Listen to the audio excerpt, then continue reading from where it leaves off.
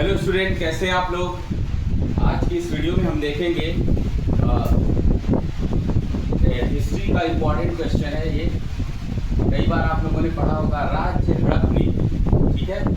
और राज्य क्षय किसके द्वारा लागू की गई थी। पहले क्या हुआ था, राज्य को हड़पने की नीति थी कि कैसे कैसे हड़पा जाए। अंग्रेजों की एक नीति हुआ करती थी कि इंडिया को इस तरह से लूटा जाए, किस तरीके से इनको कमज़ोर किया जाए।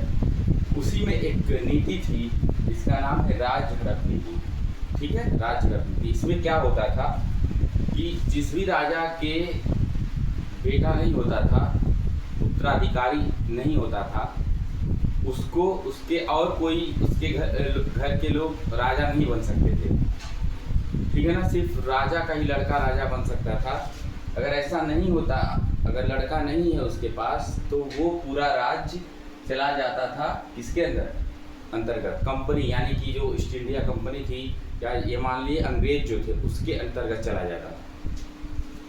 राज्य हड़प नीति, राज्य क्षय किसके द्वारा लागू की गई थी, तो ये सबको पता है कि डलहौजी, इसके द्वारा डलहौजी, लॉर्ड डलहौजी द्वारा लागू की गई थी, जिनका कार्यकाल है जिसका 1848 से 56 तक, ठीक है। सतारा क्षेत्र सबसे पहले हड़पा था, सतारा क्षेत्र, ठीक है, और नागपुर, ठीक है भाई। यहाँ राजा के संतान नहीं होती थी, तो वो इनके अंतर्गत आ जाता था, इनके अधिकार क्षेत्र में आ जाता था अंग्रेजों के, ठीक है। तो इस पहला ही ऑप्शन सही हो गया। वॉरेन हेस्टिंग्स है, इन्होंने क्या किया है, कैनिंग ने क्या किया है, इनका कार्यकाल यहाँ सामने लिखा हुआ है। विलियम बेंटिक ने क्या किया है, कब तक इनका ये पद पर बने रहे, ये सब इसका कार्यकाल यहाँ पर लिखा हुआ है। सबसे पहले बताएं, विलियम जो बेंटिक थे, कहना अच्छा नहीं लग रहा है, इन लोगों के लिए सम्मानजनक शब्द इस्तेमाल करना ठीक नहीं है। विलियम बेंटिक जो था, सती प्रथा के अंत करने में, सती प्रथा का अंत करने में महत्वपूर्ण भूमिका निभाई। इनके साथ और कौन थे, राजा राम मोहन राय, राजा राम मोहन राय। सती प्रथा के लिए ये नाम बहुत इम्पोर्टेंट है, सती प्रथा के लिए, ठीक है। सती प्रथा, राजा राम मोहन राय। तो डलहौजी जो है, एक काम और है कि भारतीय रेल का जनक कहा जाता है, भारतीय रेल का जनक, भारतीय रेल का जनक लॉर्ड डलहौजी।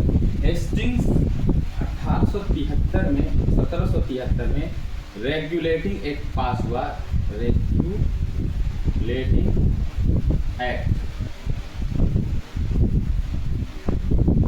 जिसमें क्या हुआ, मुंबई प्रेसिडेंसी थी, मुंबई प्रेसिडेंसी।